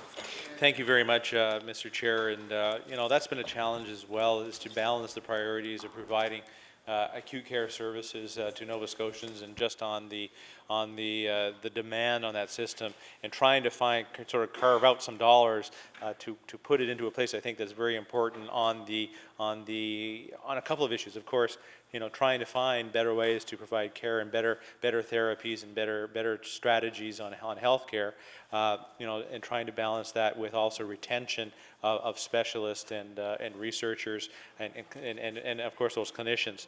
And I know that, and I don't have necessarily exact dollar amounts here, but through the Premier's Innovation Fund, about half of that budget, of course, goes to health research. We have the Nova Scotia Health Research Foundation, whose $4.9 million budget, I think, is probably a third of some of these research grants, so it does use for attraction of other funds from national organizations and or groups that fund health research. And there has been a couple of proposals that have come forward from us to us, looking at trying to put together even bioresource center, other research that can happen through Dalhousie University and other health facilities in the province. And I think it's very important that we try to find ways and try to carve out even more dollars to invest in that specific area, because I think the outcomes of it are extremely important. And I mean, we only have to look at our investments through, let's say, the Brain Research Repair Center and the work that's happening there, of how it's really impacting the lives of Nova Scotians. So, we need to continue to focus there. And I'm just trying to read the, and plus the Brain Repair Center, of course, is a great example, because not only do we have this research going on in Nova Scotia, we probably have one of the best neurologists in all of North America working right here in Halifax because of that research opportunity that he possibly has. And Dr. Mendez, of course, is who I'm speaking of, and we need to find more people just like him to come to our province and provide us with the best care possible. The Honourable Member for Halifax Citadel. Thank you, Mr. Chair. One last question, and not only Dr. Mendez, but also Dr. Noni MacDonald and Stan Kuchar and a number of great researchers at the IWK in particular. And I just want to make just a final comment. I've looked very closely at the IWK's mission statement and its vision statement, and one of its priorities is developing research as the lifeblood of the IWK Centre, and building a reputation as a learning center in health sciences and becoming a leader in translating research and knowledge into practice. They have a tremendous goal. I've met with them, and I hope very much that you will look carefully at their mission statement and try and breathe some life into this mission statement. Thank you, Mr. Minister. The Honourable Minister of Health. Thank you very much, Mr. Chair, and to the member from Halifax Citadel. I thank him for those questions, and I do subscribe quite strongly to the mission statement, of course, of the IWK, and had the opportunity to sit and talk with the board about this very issue a number of weeks ago, and we'll continue to support them in meeting that mission, and of course to the long-term sustainability and viability of such a wonderful institution like the IWK. Chair will now recognize the Honourable Member for Hants East. Thank you, Mr. Chair. I want to thank the Minister and his staff for allowing me a few minutes to question them. I guess number one for me, an issue I hear about and is desire for dialysis at the resource centre in Elmsdale. I think it's Capital Health District that is in charge of where dialysis goes in the province. Can you just kind of outline parameters that they would look at, because there's a real need in my area, and we'd certainly like to get have more service in the resource centre, but dialysis and X-ray are two of them, but but certainly there's people, well, in my area, but also in the member for Colchester Musquodoboit Valley, from his area as well. We have quite a catchment, so that are going Truro, Halifax, wherever. So if you could give me some idea of the parameters around how the capital district would make those decisions as to who would get dialysis and who wouldn't. The Honourable the Minister of Health. Thank you very much, Mr. Chair, and of course I welcome the member for Hants East for these questions, and sort of reminiscence of days when I was answering questions on Department of Agriculture, and of course one that I know the member opposite holds well to his heart. In regards to dialysis, especially to the Hants East area, the Capital Health, of course, is the sort of the provincial coordinators for dialysis in the province. Except for two locations, which is of course the Yarmouth site and the Cape Breton region, where they manage their own. There's been a couple of things that have been going on over the last number of years where we've been developing a provincial strategy on dialysis. And part of that study really looks at population trends, where people are moving to, what their ages are, what's that prevalence of renal failure. And also trying to balance on the issues of the cost per site, what the costs are going to be, what kind of education we're going to have to do on those specialists, how we're going to have the specialists or the nephrologists being able to come in to do that oversight. And ultimately it is a very complex system in trying to identify sites and where more Nova Scotians, of course, can get the service closer to home. Of course, the other challenge is the proximity of Hants East to the capital region, because we do have 3 sites right now in capital region with the IWK, the capital or the VG site, and of course at Dartmouth. So there is a bit of a challenge because of that catchment area of we'd either have to move one of those sites to head out to Hants East or create a new one who is in proximity with a couple other ones. The issue of the complex system and how to work some more of these satellite areas, there's basically a pilot project happening now through Annie Ganesh, and a previous minister, I'm sure, was very happy with the opening of that wonderful clinic not so long ago, and I know he did a fair amount of work, of course, of bringing that to his area, so maybe you have an opportunity to talk to him how he did it. And but ultimately what we're trying to do is work on that other model of care, so the nursing staff is trained in a different way and utilized in a different way, and then of course the nephrologists are still residing here in Halifax, providing that oversight, and only have to visit on a clinic basis on a semi-regular basis. So there are some challenges, but I think we can continue to work down, and I can provide some more information to you, but I just don't have it here with me. The Honourable Member for Hants East. Thank you, Minister. Thank you for the answer. I have challenge enough trying to get roads taken care of by the Minister of Transportation, so I have to go after him for dialysis.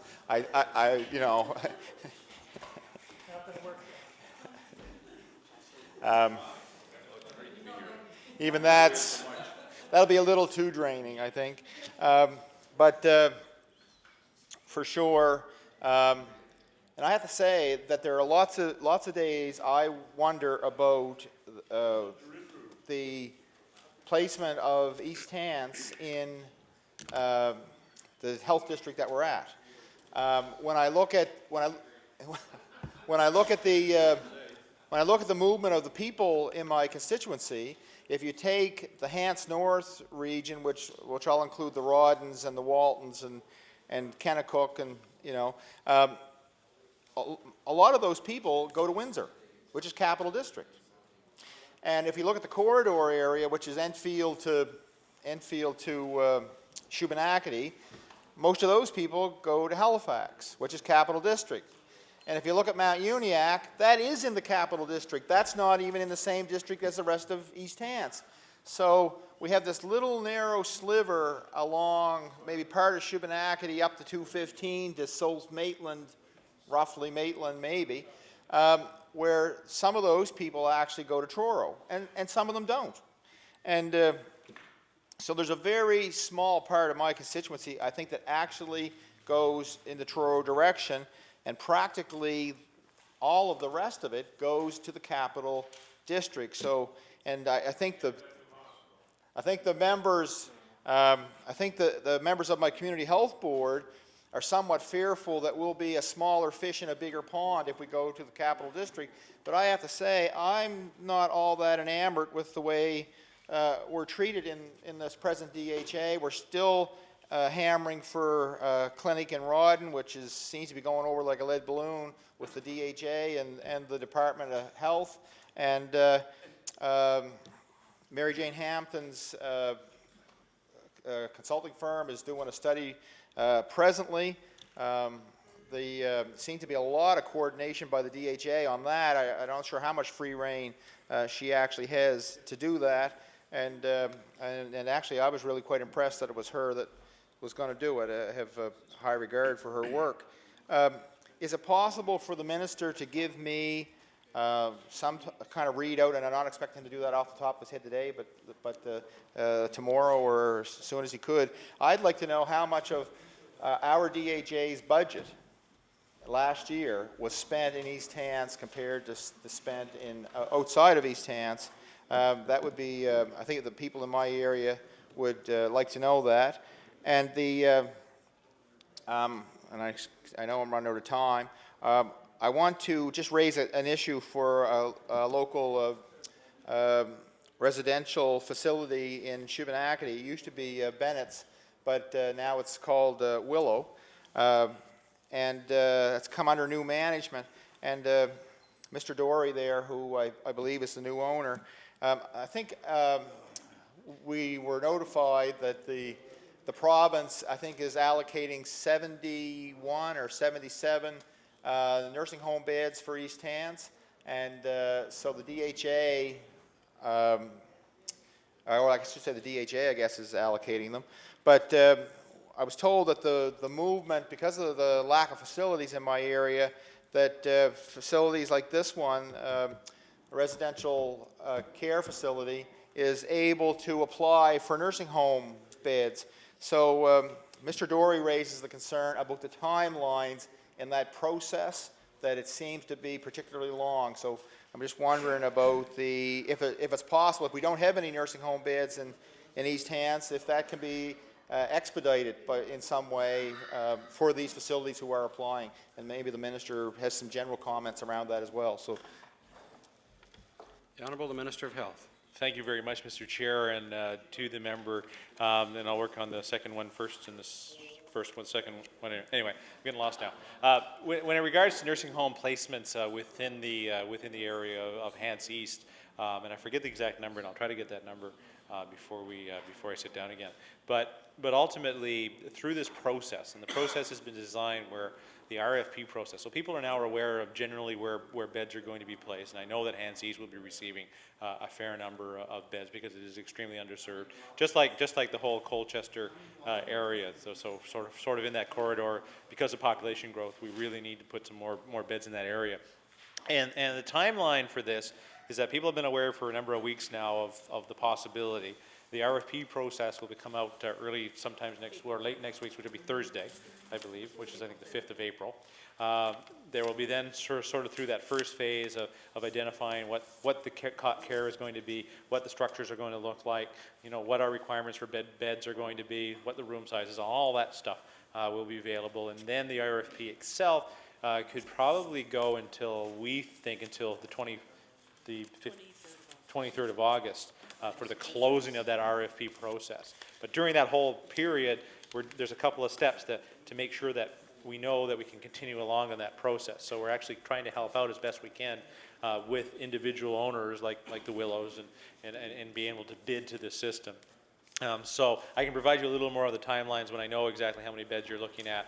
And then it would be up to the community or some private operators to bid for those beds. So, if things work out in the way we think they're going to work out, soon after that August piece, we should be starting to award some contracts up, because we would have known by the time that closes, pretty much the guys that have done the work will be the ones that are going to be winning the RFP process. So I think it's a pretty well laid out system. And just out of thank you for that. Nursing home beds at East Hants will be receiving 59 nursing home beds, 12 RCF, the residential care facility beds, which will be designed to a nursing home standard. So for future growth and future need, they can change, so for a total of 71 beds.